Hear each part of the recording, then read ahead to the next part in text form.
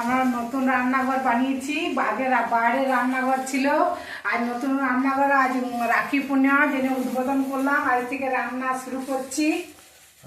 আর বাইরে রান্নাঘর ছিল একটু দূরে, কিন্তু বৃষ্টি জল খুব অসুবিধা হচ্ছিল, ওই জন্য ঘর ভিতরে রান্নাঘর করে নিলাম। আচ্ছা, এই যে রান্না হচ্ছে এখন ভেন্ডির তরকারি, মাছ হবে নতুন রান্নাঘরে, মাছ উদ্বোধন করলাম।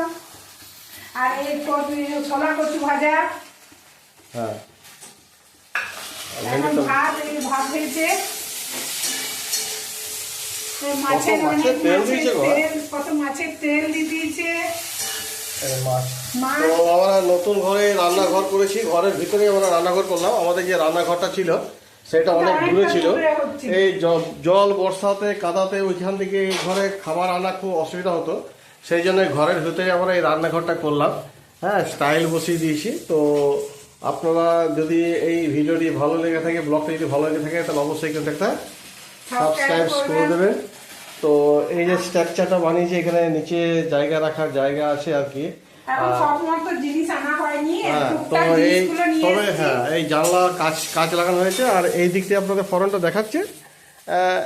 এখানে এখন দরজাটা লাগানো হয়নি, দরজাটা আজকে আসবো বলেছে, লাগিয়ে যাবে। তো দেখাচ্ছি আপনাদের।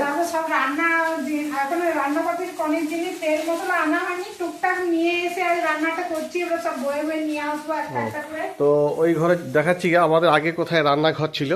হ্যাঁ, এই যে এদিকে আমাদেরকে যেতে হতো, এইখানে রান্না হতো আর কি। এই যে আপনাদের দেখাচ্ছি, দেখুন চলুন যাচ্ছি। এই যে এখানে রান্নাঘর ছিল, এই যে আমাদের একটা রান্নাঘর ছিল। এখান থেকে ওই ঘরে রান্না নিয়ে যেতে খুব অসুবিধা হতো, জল ঝড়, হ্যাঁ বর্ষাতে জলে কাদায় পরিপূর্ণ ছিল। সেই জন্য আমরা কি করেছি, এই যে রান্নাঘর দেখতে পাচ্ছেন এটা ছিল। এটা হয়তো প্রায় এবার অতটা ইউজ হবে না, হবে তো অতটা হবে না।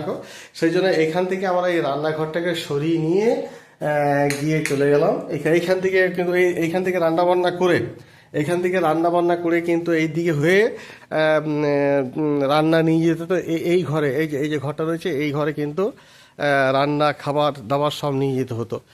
যার ফলে গিন্নি বললো যে এক কাজ করো, এই ঘরের ভিতরে একটা রান্নাঘর করে দাও, তাহলে এইখানে রান্না করবো। আর এইখানে যে ডাইনিং টেবিল রয়েছে, হ্যাঁ এই ডাইনিং টেবিলে এইখানেই তাহলে খাওয়া হবে। এই যেখানে ডাইনিং টেবিলটা আগে কিন্তু ওই রান্নাঘরে ছিল, তাই তো?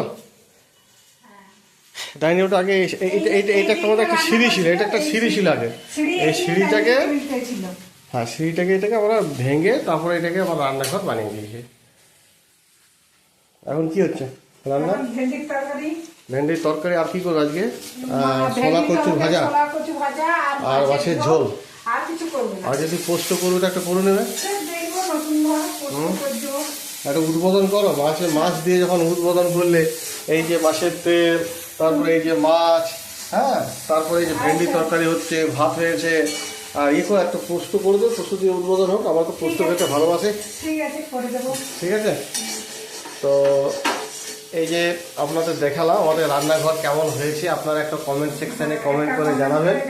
হ্যাঁ, আপনাদের একটা লাইক, একটা কমেন্ট, আশীর্বাদ, হ্যাঁ আমাদের এই ব্লগটি করতে অনেক সুবিধা হবে।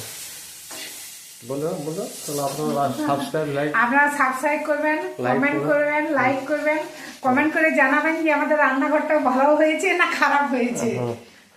আপনারা সবাই আপনারা ধন্যবাদ, নমস্কার, ভালো থাকুন আপনারা সবাই।